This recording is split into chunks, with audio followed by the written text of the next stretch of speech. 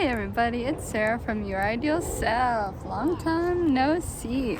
Look at what people do on Memorial Day. They go for walks. Isn't that great? Okay, so long time no see, like I said. You're gonna see more of me on this channel. I am going to post a video that I put on another channel that I've started. It's Sarah Writes and ADHDs. I'm excited to share that channel with you. I would love if you subscribed, but if you aren't subscribed here, do so. There's more to come of Sarah. So thanks everyone, and please enjoy this video. It's a very personal video, but I think that it deserves to go on this channel because I've put a lot of myself on this channel and then I abandoned it for reasons which I will not disclose here. But I don't want to do that. I like putting pieces of myself out there. It feels good, and I think it helps others when they hear my story. So please enjoy this personal video. It's about me going off my ADHD meds for a week. It's been a week and a couple days now. And enjoy my experience. A realization for y'all. I'm not broken. Now you know that I'm not broken. I seem pretty not broken. I'm a pretty holy seeming person. But I have to tell you about my ADHD story. And I will tell you why it is actually a big realization for me to say that I am not broken. Here is my story. So first, this is Sarah from Sarah Writes and ADHDs. Hi, this is me. And I have been taking Adderall, 5 milligrams, for about 1.5 years. And I might do a whole video on my ADHD Adderall story because it was a very not fun one. I actually have a blog about it, a blog post about it. Doctors were horrible about it. Whatever. So anyway, for the past 1.5 years, I've been taking a low dose of extended release Adderall. Before my ADHD, I went to a doctor. I was diagnosed with ADHD. Okay, now 5 milligrams is a pretty low dose, everybody. Know that 5 milligrams is not so bad, you know? But in this video, I'm going to answer the question, why was I on the meds? And why now have I been off the meds for a week and I'm okay? I will answer that here. Okay, but the reason that I need to make clear that I am okay right now is because I have been led to believe that I would not be okay if I took a break from my Adderall meds. So I've been off a week, and you know what, people? I am fucking fine and wonderful, and I can tell some things, but for the most part, nothing. I can express myself just fine. Maybe my ideas come out a little differently, but I used to think that I had this need for Adderall. And with someone with ADHD, it's not like you can't function without your meds. Now, for some people, maybe if you're taking a very high dosage, you get so used to it, then it gets pretty bad. And I have read stories of people that are like, I get off my meds and I can't do anything. My case is a little different. But the question that I want to answer on this channel is, do I really need them?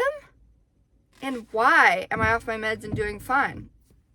Okay, so this is a huge thing that has happened in my journey and I want to share with you.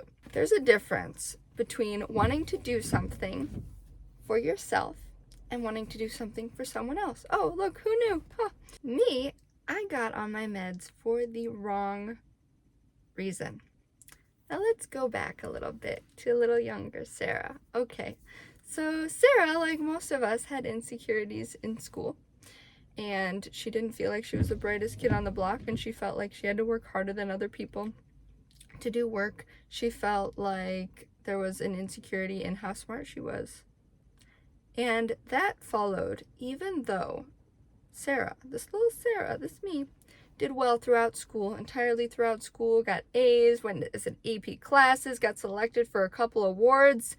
I was still under this impression that there was something wrong. And you know, there were ADHD tendencies, and it is true that yes, I scrambled to be on time to things, and I had to stay up late, or I thought I had to stay up really late to finish things, deadlines, not the best, but I was still a very high achiever. Still, there's this little insecurity in my head. And what happens when someone talks to that insecurity in your brain? You listen to it. So I was made to believe that my brain was broken.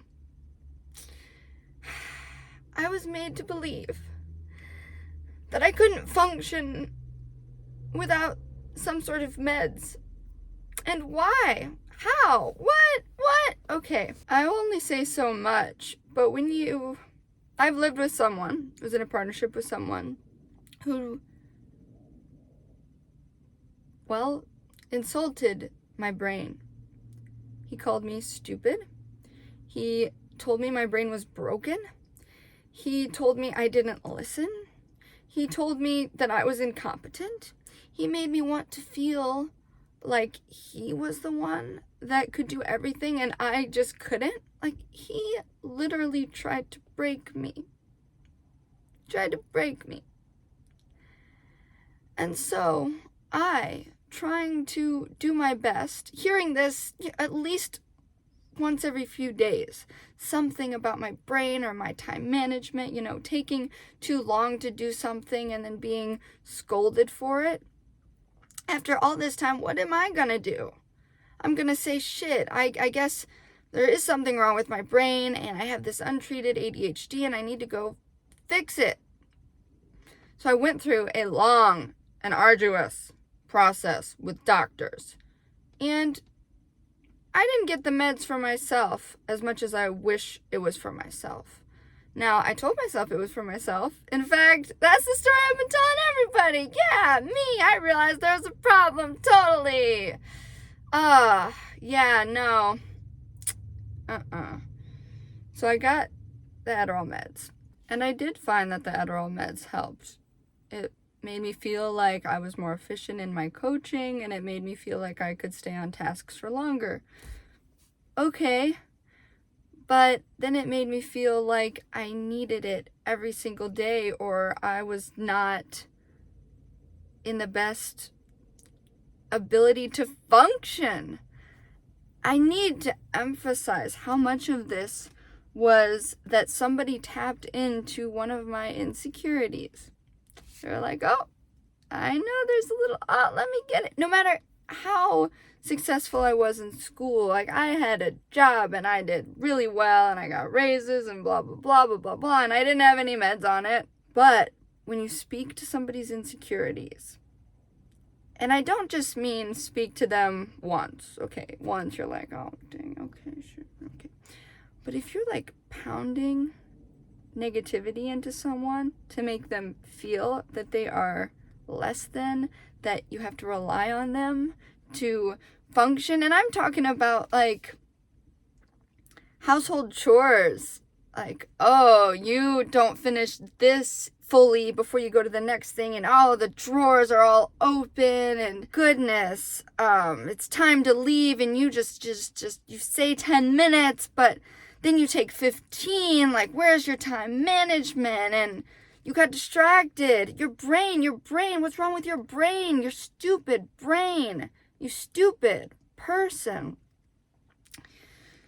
Yeah, it kind of gets to you. But this is a positive story, really. And I want to distinguish and discern why I got my meds and why I am glad I got my meds eventually, but that they were for the wrong reasons. It should have been for me. And that I can function without them. So it's been a week and a day. There are just so many things that I thought, oh, I have to do this to be good. If I get any less than 7 hours of sleep, like I just cannot do well in a day. If I don't meditate for a full 20 minutes, then I cannot do fully well during the day. Like there are these things that we hold on to that I am letting go of. I mean, enough so I can distinguish what I really want to hold on to. And having this week and a day without the meds, I will choose more sparingly to take my medication. That's my takeaway. I don't want to be dependent on it. It does raise your heart rate and blah, blah, blah. Anyway, okay. They don't have any clear evidence that it's not the best. But it's never, if you can be off something, why not? Also, all this week, I did have coaching calls, and they were fine. I did well. I was kick ass in my coaching calls like I have been in my coaching calls because I'm just a good coach. And I've also been doing other work and letting go of other baggage, which is why all this reflection is happening, 6 months, 9 months after I ended that other relationship. That's why it's all happening now, and I think letting go of some of that has made my coaching easier because I've had trauma. And I will leave it at that, people. But thank you for listening. I'm going to be posting a little bit more on here, but also I have another channel, and I'm going to route people from that channel to this channel. And also, yeah, that channel is called Your Ideal Self. It has 830 subscribers. Woot! And there's a reason I haven't been posting on there and why I chose to create a new channel, which I will tell you at some point in the future. But until then, subscribe, and thanks for joining my tribe. Peace.